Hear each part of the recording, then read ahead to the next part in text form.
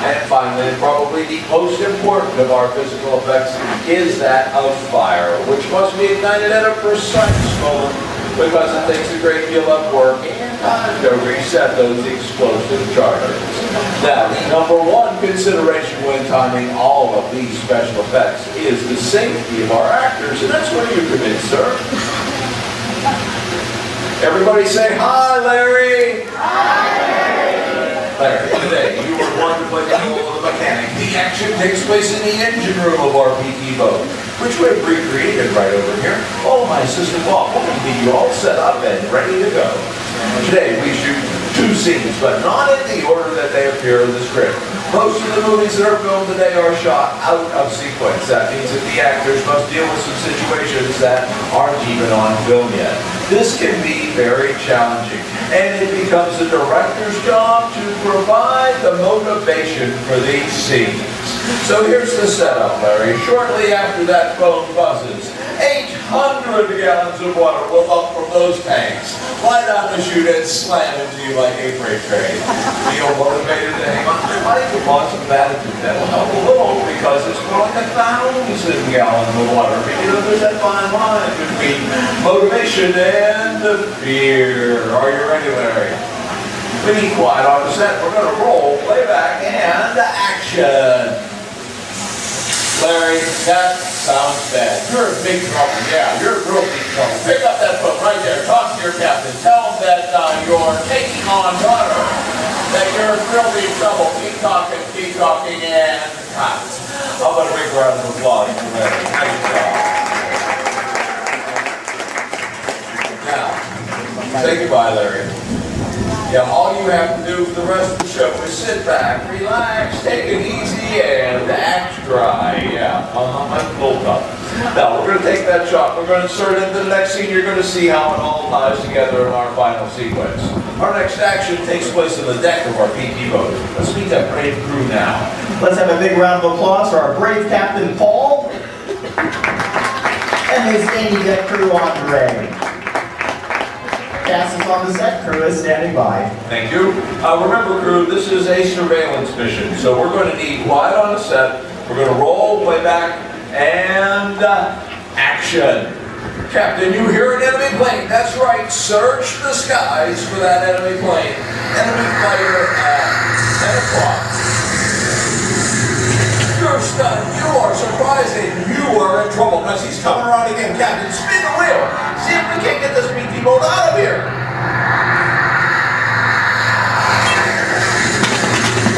It's too late. He shut off your engines. Talk to your mechanic. Crew, we have a problem right over here. Yeah, what is that in the water directly in front of? That's right. Point to it. I can see it from here. It's an incoming enemy torpedo. Okay, relax. Take it easy. You think it's over, but just then. Oh no, you hear more planes. You look up, point to the sky. Enemy bombers at 12 o'clock. Bombs away. Hit the deck.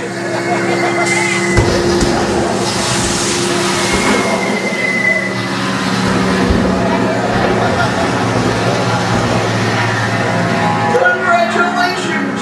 You have survived the aerial attack, but now there are 2 more rapidly moving torpedoes. They approach the stern of the boat. They pass underneath, point to the audience, and yell, "Look out!"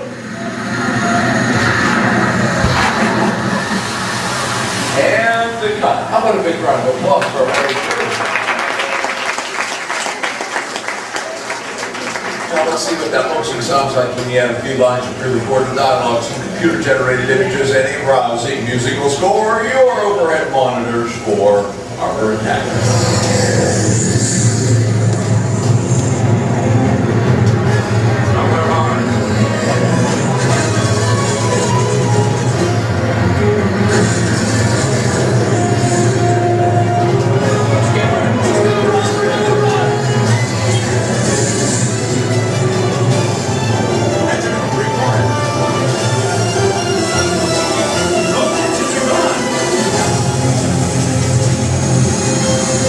Repeat,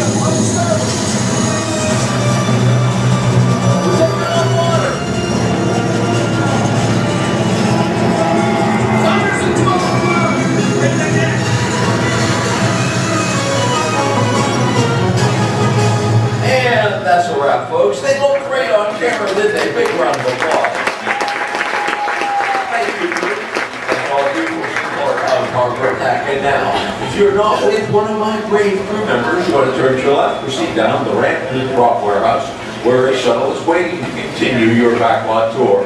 Once again, my name is Charlie. My assistant was Bob, and have a magical day here at Disney's Hollywood Studios.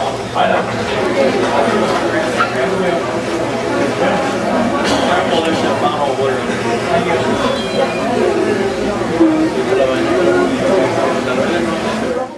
As we leave our boarding area, I want to welcome on Disney's Hollywood Studios. We're the Florida counterpart to the Walt Disney Studios out in Burbank, California. If you look toward the front of the shuttle and high in the sky, we have our award-winning Earful Tower.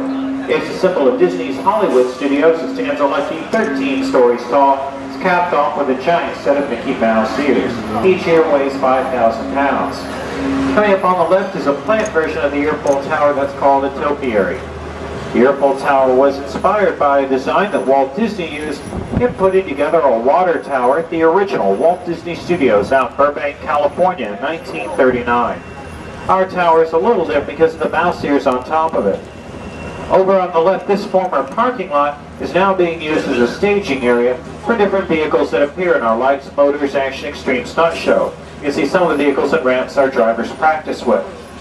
And on the right is a section of a prototype used in creating a set for the show. We'll drive by the completed set a little bit later in the tour. See, Disney's Hollywood Studios is a high-tech production center. We have just about anything you need to make movies or television, even radio shows possible. So that includes outdoor sets, sound stages, state-of-the-art editing facilities, and recording studios. Over the years, we've had a number of major motion pictures filmed here, including Instinct with Sir Anthony Hopkins and Cuba Gooding Jr., Arbiter with Leonardo DiCaprio, Robert De Niro, Meryl Streep, and Passenger 57 starring Wesley Snipes. Our TV productions have included recent episodes of Who Wants to Be a Millionaire, Extreme Makeover Home Edition, American Chopper, and shows for ESPN, My Sports Center, and Battle of the Gridiron Stars.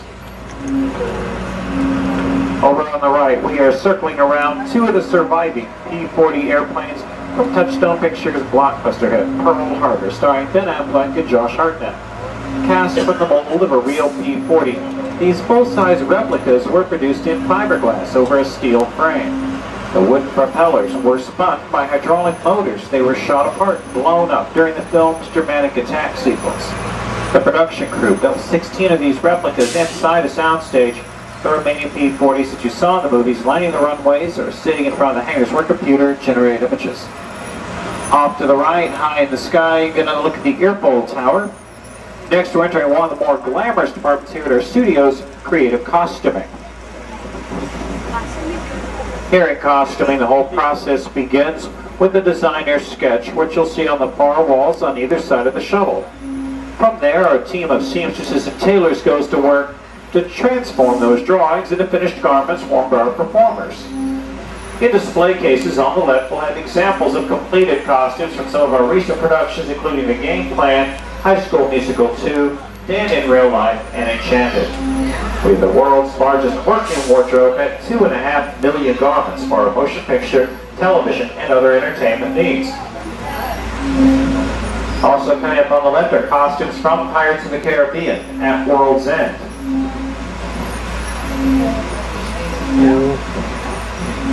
Next, on both sides of our shuttle, we'll have prop storage areas where we keep props and sets used for film and television production, as well as for shows and attractions in our 4 theme parks. The tires and auto parts on the right are for the Lights, Motors, Action Extreme Stunt Show. Before we leave the tunnel, the last room on the left here is the scenic shop. That's where our carpenters can create and maintain the sets that you'll see on the sound stages and around the back lot. Inside this location, they create sets for such productions as the HBO Emmy Award-winning miniseries From the Earth to the Moon, produced by Tom Hanks. Popular shows like The Wheel of Fortune with Pat Sajak and Vanna White, when they're taping here on location. Recently, the scenic shop did some work for our Haunted Mansion attraction, The Magic Kingdom. Let's come back outside again. We're going deeper into the back lot, and as we do that here on the left, we're going to drive by a couple of bone cages from Pirates of the Caribbean, Dead Man's Chest. These are good examples of large-scale props, and they help to set up the next area that we'll visit, which is our production boneyard. Most large studios have boneyards where they'll keep larger-sized props like cars, trucks, or planes until they're ready to be used or maybe even reused for production. The Yellow Steamroller from Who Framed Roger Rabbit, starring Bob Hoskins and Christopher Lloyd. The black Venetian gondola was used in the movie Casanova, starring Academy Award nominee Heath Ledger and Sienna Miller. Next is a model of the Alto E-474 jetliner from the movie Flight Plan, starring two-time Oscar winner Jodie Foster and Peter Sarsgaard. Director Alec Hammond said one of the challenges in creating a plane like the Alto here was to create a plane that would look like a traditional flying machine in the minds of the audience, but also offer some new elements as well. So he studied illustrations of all kinds of planes, from old Russian cargo planes to the more modern double-decker Airbus jets that have been coming out lately, and the Alto is what he designed. Now, it's a 1/10 scale model. It's made out of traditional model building materials, wood, fiberglass, heavy modeling glue. Took about 20 weeks to put together. And even though it is a model, it does weigh as much as a Volkswagen. It was actually raised into the air with the help of a crane and pulleys, and that was mainly used for takeoff and landing sequences. The wings are detachable, which is intentional. That allowed the camera crew to get up closer to the sides of the plane for scenes where later it's going to appear as if the actors are looking out of the windows. In fact, they do have photographs in the windows, although they have slid down a little bit over time. But this was extra detailing, so in case, say, you're watching it on DVD and you want to freeze frame it, you'll actually still see something in the windows. It actually a really nice extra touch there. Overall clear. Next to it, the model here is the Jailbird from Con Air, starring Nicolas Cage, John Malkovich. And we also have two motorcycles here on the end from Indiana Jones and the Last Crusade, starring Harrison Ford and Sean Connery. When the movie was finished, the motorcycles were brought here to Disney's Hollywood studios, used their Indiana Jones Epic Stunt Spectacular. Off to the left there is the completed set for that extreme stunt show I mentioned earlier. We saw part of the prototype a little while ago. We're going to come back by here later in the tour, which is probably a good idea at that. We have Herbie the Love Bug on the left. He isn't quite himself at the moment, so we'll give him a chance to pull it together, and in the meantime, we're going to go ahead and visit another one of our outdoor sets here in the back lot. It's the set that's over here on the right. This is a set that's been used for a number of television productions over the years, but today they've been using it for some special effects testing. We have been detouring around the set earlier in the day, but it looks like they're opening the gate for us to go directly inside. This is a set of an active oil field in the middle of a rocky, dry, barren desert canyon. The set was modeled after a real canyon in Southern California. It took 6 months to build, which is really good if you think about how long it takes Mother Nature to do the real thing. Oh yeah, the way we're entering the set is on a wooden bridge and get a little bumpy, so you might want to secure any loose items.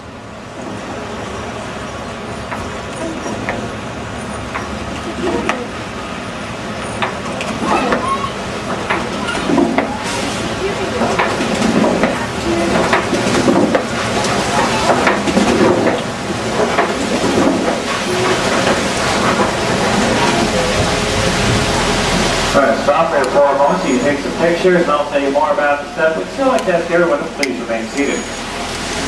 Directly above our shuttle, high over our heads, a large platform area for the camera crew set up their equipment so we could film down into the set.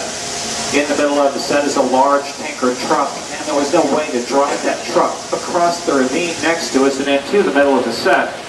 So we use a large crane to raise it up and over the canyon walls and then lower it down into place.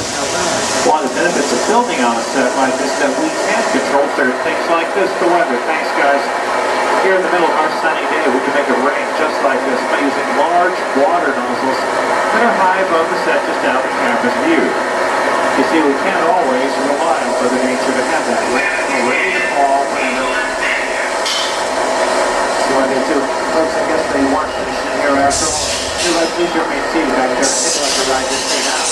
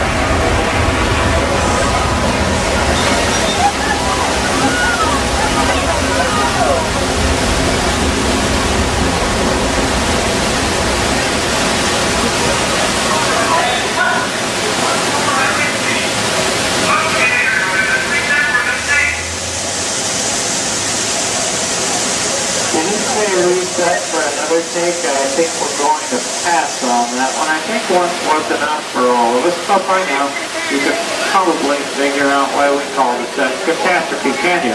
So what did you think? Alright, great. Well, it looks like we've gotten a green light from the crew, so we are all clear, Christy. We'll go around back and tell you a little more about how we put our set together.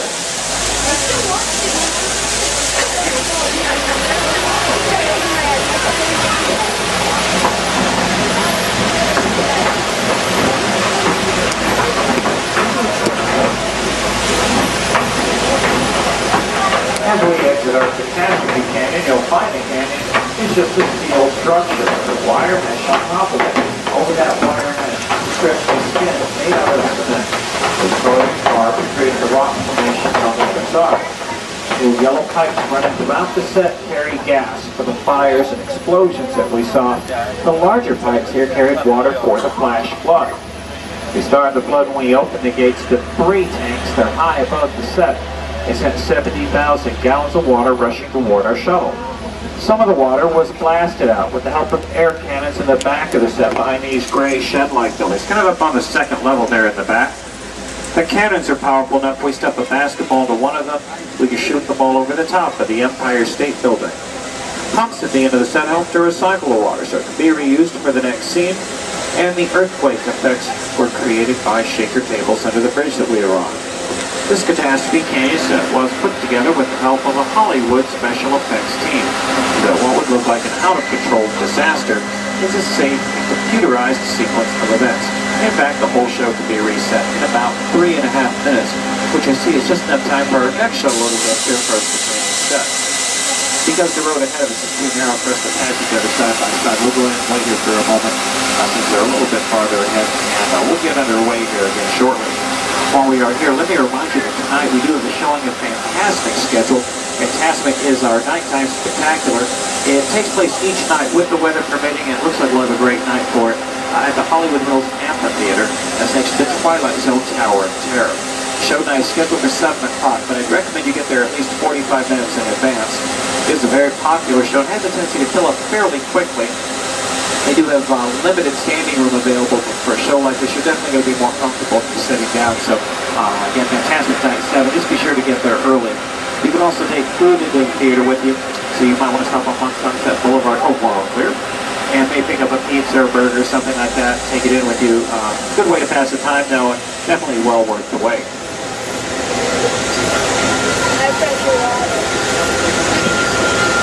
As we leave our canyon set, coming up here off to our right, we're going to have an airplane that once belonged to Walt Disney called the 234 Mickey Mouse. And you might notice there's a picture of Mickey on the tail of the plane as we go by. Walt purchased that plane back in the early 60s and originally used it to fly as Imagineers from California to New York for the latter stages of the 1964 World's Fair. Now it's where some of our attractions like It's a Small World and Great Boats of Mr. Lincoln made their debut. Later, Walt used the same plane to scout out locations for the future Walt Disney World Resort, so here we are in sunny Central Florida. Over on the right, we are again driving by the area where we hosted the Extreme Stunt Show I mentioned earlier. We constructed this large grandstand as well as the Mediterranean Fishing Village set. The show was inspired by an attraction at our Walt Disney Studios Park in Paris. Our version here is called Lights, Motors, Action. Basically, we show our audiences how we create vehicular action stunts for the movies. We film a series of highly orchestrated stunts using specially designed vehicles and carefully timed pyrotechnics. All that footage is edited and mixed together with visual effects and sound effects to create a dramatic action sequence. We work with some of the world's top stunt directors, and they've created vehicles who do amazing maneuvers like automobiles, motorcycles, and jet skis. It's a great show. The fruit flower stand we drove by actually conceals an airbag they deployed for one of the stunts, so we'll go around to the other side so you can see what that looks like from the back. There are 2 white trucks here on the right. The one on the far side has an incline on the inside of it. The other one closer to us here has a driving surface across the top. So you drive up the incline of one, across the top of the other, land in the airbag, and you keep on going. It's a great stunt. Also here on the right, this paved area, the tire markings on is called Acceleration Alley. It's where the cars gain their speed as they prepare to perform their stunts in front of the audience. Now coming up on our left, we do have another production boneyard. Here you'll see a green Acme waste disposal truck from 101 Dalmatians starring Glenn Close. The big silver space pod is Max from the movie Flight of the Navigator. Star Wars fans might remember the sand skip from Return of the Jedi and the snow speeder from The Empire Strikes Back. We have a yellow submersible and helicopter from The Life Aquatic with Steve Zissou, starring Bill Murray and Academy Award-winning actress Kate Blanchett. Demolition Derby Herbies from Herbie, fully loaded. We have a red presidential escape pod from The Hitchhiker's Guide to the Galaxy. Back on the right, we're driving by the backs of the facades of our Mediterranean fishing village set for lights, motors, action, and back here it isn't really decorated at all, but that's intentional. We'll save those details what the camera needs to see, so it's on the other side.